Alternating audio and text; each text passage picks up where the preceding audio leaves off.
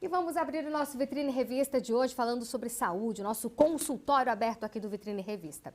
Gente, a demência não é uma doença específica, e sim um grupo de sintomas e por isso está associada a diversas condições e é muito frequente em idosos. Então, para falar mais sobre esse assunto, para tirar as principais dúvidas, eu recebo hoje o super neurologista, o Dr. Paulo Eduardo. Boa tarde, Dr. Paulo, tudo bem contigo? Boa tarde, Patrícia. Que prazer recebê-lo aqui no Vitrine Revista para a gente falar de um tema tão importante, viu? Sim, isso é uma ótima oportunidade para poder passar um pouco de informação para a população. Perfeito. Doutor, então geralmente a demência ela vai estar associada a outra condição, por exemplo, como Alzheimer, que afeta o cérebro, é isso? Exatamente. A doença de Alzheimer é a principal causa de demência no mundo ocidental.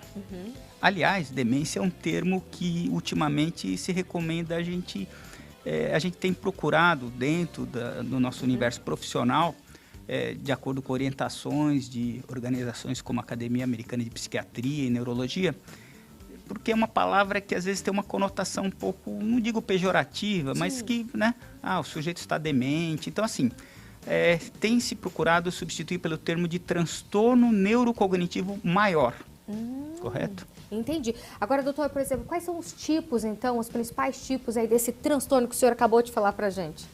Sim, transtorno neurocognitivo maior, você tem vários tipos, né?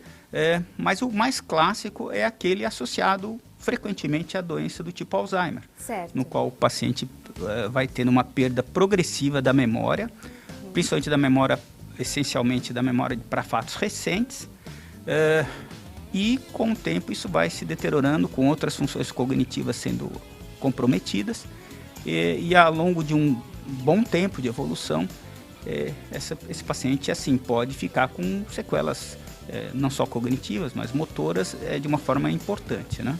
O Alzheimer, ele tem alguns sintomas no início, assim, doutor? Ou ele acaba sendo diagnosticado tardiamente, digamos assim? Na realidade, a população, e principalmente os profissionais, eles têm ficado mais atentos para o diagnóstico, né, precoce da doença, porque antigamente, né, tinha essa situação, a pessoa, como uma doença muito atrelada ao envelhecimento, muitos idosos tinham vamos dizer assim, aquela situação que, mas ele está ficando velho, então por isso que ele está ficando mais esquecido, quando na realidade nem todos os idosos vão ter uma perda de memória que vai impactar no seu cotidiano. Entendi. Quando isso acontece, realmente tudo sugere que ele possa estar iniciando um quadro de uma demência ou transtorno neurocognitivo maior. E como que é feito esse diagnóstico, doutor? O diagnóstico ainda hoje, ele é essencialmente clínico, porém já, assim, alguns exames que são realizados principalmente para se afastar causas não degenerativas das demências, porque nem tudo é doença de Alzheimer, existem outras doenças que dão quadros demenciais, eventualmente uma porcentagem pequena podem ser quadros demenciais associados a doenças potencialmente reversíveis, ou seja, que você pode atuar através de um tratamento e você conseguir estabilizar ou até reverter o quadro cognitivo do paciente, ou seja, melhorar, né? Coisa que para as doenças degenerativas, de uma forma geral, isso não acontece. A doença de Alzheimer é o principal exemplo. Né? E as causas, doutor?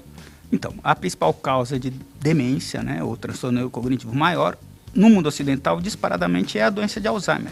Mas causas vasculares, causas, ou seja, problemas circulatórios do cérebro, lesões não degenerativas, por exemplo, tumores cerebrais, alterações infecciosas, né? Por exemplo, paciente soro positivo para HIV, se ele não se tratar e não tiver nenhuma infecção oportunista, mesmo assim ele corre o risco de desenvolver uma encefalopatia do HIV, que pode se manifestar como se fosse uma demência, né? Manifestações da sífilis, manifestações neurológicas, né? Das neurosífilis, e é uma situação que é passível de tratamento. Então é importante de tratamento assim, que você pode estabilizar e até reverter a situação. Por exemplo, familiares, né, que tem pais, avós, enfim, que tenha Alzheimer ou algum outro tipo de situação relacionada às demências ou transtorno, doutor, tem que ficar mais atento, por exemplo, em relação aos riscos? Com relação assim, na verdade a doença de Alzheimer, atualmente se aceita que em torno de 10% dos casos existam genes diretamente relacionados à doença de Alzheimer. Tá. Né? Então, assim, quando você tem muitos casos na família, aí realmente, assim, isso cabe ao profissional que está acompanhando a família, eventualmente solicitar testes genéticos. Mas ainda é uma minoria. Mais de 90% dos pacientes são formas esporádicas. Tá. Né? Ou seja, que não há uma clara associação genética, né? Entendi. Agora a gente falou bastante, por exemplo, a questão de idosos, né? Que no avançar da idade aconteça o Alzheimer, por exemplo. Mas em pessoas mais jovens, é possível de acontecer, doutor? Quando você tem uma demência, o que a gente chama pré-senil, ou seja, abaixo dos 60 anos, cresce a chance de ser alguma demência secundária, ou seja, algum outro tipo de problema neurológico, que não a doença de Alzheimer, por exemplo, alguma doença degenerativa, que possa estar levando essa demência. Então, assim, paciente muito jovem que começa um quadro demencial, você realmente tem que investigar profundamente para tentar afastar causas que você possa interferir de forma concreta, né? Mas existem, eventualmente, casos de doença de Alzheimer de início pré-senil. Isso existe mesmo. Não é comum, mas isso pode acontecer. E assim, quadros mais graves, porque a gente tem tratamento para o Alzheimer, doutor, ou degenerativo tem como você cuidar, mas ele vai evoluir, digamos, sim ou não, ele vai estar evoluindo, mas tem como, por exemplo, segurar um pouquinho essa evolução ou não, pode se transformar em quadros mais graves, se não tratado? Bom, você tocou num ponto-chave, Patrícia. Na verdade, assim, quando você sela o diagnóstico de uma doença do tipo Alzheimer, você está selando uma evolução para o paciente, que é uma evolução lenta, mas progressiva. Agora, você não tem uma coisa que vai curar ou vai estabilizar 100% esse processo, não quer dizer que você não tenha tratamento, né? O tratamento, tanto farmacológico quanto a abordagem de fatores de risco, reduzir, né? Então, se o paciente é hipertenso, se ele é diabético, se ele é dislipidêmico, se ele é uma pessoa sedentária, o sedentarismo está associado como fator de risco para a doença de Alzheimer, e tem estudos que mostram que se a atividade física aeróbica é exercida com grande frequência durante a semana e com empenho por parte do paciente, você diminui, parece que há uma diminuição na evolução da doença. Mas isso que você colocou ainda é um fato. A doença de Alzheimer, ela está atrelada ao envelhecimento, ou seja, ela tem um risco maior em pessoas idosas e, com o passar do tempo, ela tem um caráter progressivo. Não há como você evitar uma evolução, mas você consegue, eventualmente, com o tratamento, lentificar um pouco esse processo. Agora, doutor, muitos familiares, eles relatam também a questão, por exemplo, de lucidez, né? Ah, ele teve um momento de lucidez, ela teve ali um momento de lucidez. Para quem sofre com demência, isso pode acontecer de fato, doutor? Sim, a gente pode ter uma certa flutuação ao longo do dia, mas assim, isso em fases mais avançadas. Fases iniciais, muitas vezes, o paciente, a queixa essencial, no caso do Alzheimer, é principalmente um distúrbio de memória, né? E assim, mas é um distúrbio de memória que inicialmente não chama tanta atenção, né? Mas com o passar do tempo, isso fica mais ou menos claro que esse distúrbio interfere no cotidiano do paciente. Então, começa a esquecer o fogão aceso, né? O chuveiro ligado, isso de uma forma consistente. Note bem, uma vez ou outra, até eu já esquecendo alguma coisa, isso acontece. Mas se é uma coisa que acontece, que está ocorrendo de uma forma sistemática, ou seja, frequentemente, isso, assim, a família tem que ficar alerta, porque pode ser um sinal de início do problema. Quando a gente fala em relação à saúde aqui no programa, a gente sempre termina aí prevenção. Como que a gente fala a forma de prevenção? Temos formas de prevenção, doutor?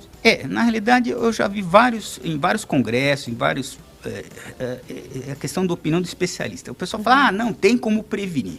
Eu acho que, assim, eu não seria tão, assim, otimista. Eu acho que a gente tem que dizer, você pode ter um otimismo cauteloso. Certo. Tipo assim, na verdade, há como você diminuir fatores de risco para desenvolver a doença do tipo Alzheimer. Mas diminuir fator de risco não quer dizer que vai te garantir alguma coisa. Entendi. Mas os estudos mostram que, por exemplo, o paciente que é hipertenso, que cuidar bem da hipertensão, diminui o fator de risco. Perdão. Sem problema, doutor. Tranquilo. Avisa que você está ao vivo. Avisa que estou dando entrevista ao vivo aqui no Vitrine Revista. Já acompanha que a gente está falando de Alzheimer, falando de assunto bem importante aqui no Vitrine. Então, prevenção... Eu tinha desligado, depois eu E eu vi, eu estava junto, doutor. Sou sua testemunha. Então, mas aí, atividade física, aeróbica, isso tem estudos. O paciente que é diabético, cuidar bem do diabetes.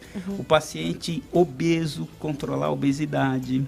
Né? Então, o consumo de uma dieta do tipo mediterrânea reduz o risco de desenvolvimento da doença. E digo mais, o paciente que tem um diagnóstico, também se ele consumir esse tipo de dieta do Mediterrâneo, tem estudos mostrando que a doença tende a evoluir mais lentamente também. Que maravilha! E que dieta é essa do Mediterrâneo, doutor? É a dieta que, assim, praticamente é a dieta saudável, né? É a dieta baseada em descascar na alimentação. Mais então, né? assim, frutas, verduras frescas, frutas frescas, assim, em quantidade, obviamente, não excessiva, um pouquinho de castanha, um pouquinho de fruta seca, um fio de azeite, trocar o hábito alimentar de uma proteína animal, tipo carne bovina, carne vermelha, por peixes, né, numa frequência grande durante a semana, né?